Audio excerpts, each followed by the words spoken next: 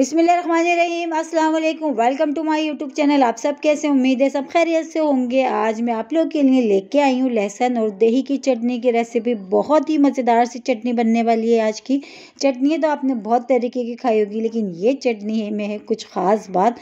तो जब आप इसको ट्राई करेंगे तो जब आपको पता चलेगा। तो फिर चलते हैं अपनी रेसिपी की तरफ।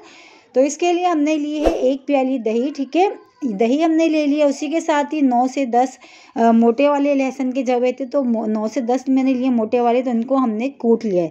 ना तो हमने इसको पीसना है, ना ही इसको चॉप करना है, इसको हमने कूटना है, क्योंकि चटनी में जो है ये कुटा हुआ ही लहसुन इसमें डलेगा। ठीक है, अब हमने क्या करा, दही में सबसे पहले हमने शामिल कर दिया 1/2 टीस्पून नमक। नमक अपने टेस्ट के हिसाब से आप कम या ज़्यादा कर सकते हैं। 1 खाने का चमचा भर के मैंने इसमें ले लिया कश्मीरी लाल मिर्च। लाल मिर्च का ये कि कलर अच्छा आएगा, तेज़ी इसमें थोड़ी कम होती है। अगर आपके पास ये नहीं है तो आप पीसी भी जो लाल मिर्च है आप वो भी ले सकते हैं। तो 1/2 टीस्पून से थोड़ा कम मैंने ले लिया हल्दी पाउडर। अब इन सारी चीज़ों को दही में अच्छा सा हम कर लेते हैं मिक्स।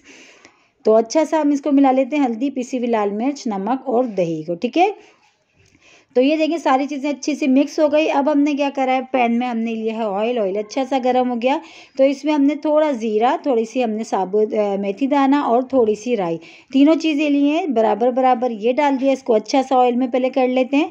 अब इसमें 8 से 9 फ्रेश मैंने कड़ी पत्ता ले लिया। कभी इसकी जो खुशबू है ना चटनी में बहुत ही मज़े की आएगी।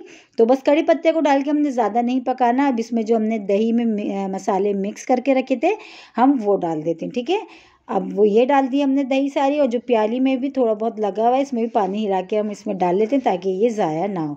और लहसुन जो हमने कूट के रखा था वो भी हमने इसमें शामिल कर लिया।